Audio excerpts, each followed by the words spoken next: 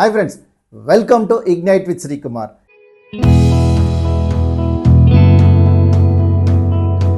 ఈరోజు అందరికీ రాఖీ పౌర్ణమి శుభాకాంక్షలు, అదేవిధంగా రక్షాబంధన్ శుభాకాంక్షలు కూడా. ఇదే పండుగని కొన్ని ఏరియాల్లో జంధ్యాల పౌర్ణమి అని, శ్రావణ పౌర్ణమి అని కూడా అంటారు. సో ఈ పండుగని విశిష్టత ఏంటంటే అన్న చెల్లెళ్ళకి, అక్క తమ్ముళ్ళకి వాళ్ళ ప్రేమానురాగాలుకి సూచనంగా ఈ పండుగని జరుపుకుంటారు. సో రాఖీ అంటే రక్షాబంధన్.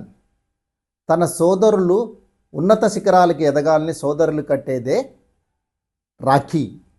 సో ఈ రాఖీ ఎలా వచ్చిందో తెలుసుకుందాం మనం.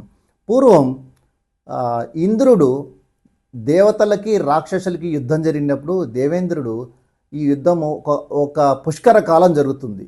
సో ఈ పుష్కర కాలం యుద్ధం తర్వాత ఇంద్రుడు ఈ యుద్ధంలో ఓడిపోతాడు. ఓడిపోయిన తర్వాత తన పరివారాలతో కలిసి అమరావతిలో దాక్కుంటాడు.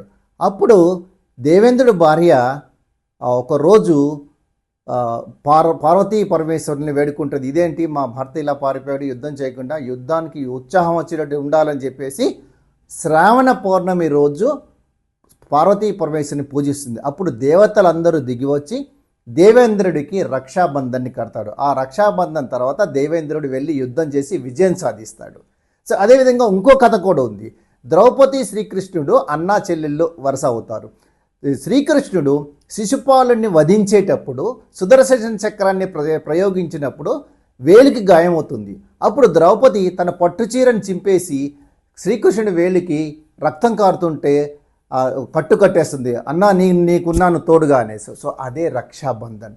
కాలక్రమేణా ఈ శ్రావణ పౌర్ణమి రోజున అందరు చెల్లెళ్ళు, అక్కలు తమ బ్రదర్స్కి వాళ్ళు ఉన్నత శిఖరాలకి ఎదగాలని, వాళ్ళకు తోడుగా రక్షణగా మేము ఉంటామని ఇది జరుగుతూ ఉంటుంది. So happy Rakshabandhan to all. Thank you.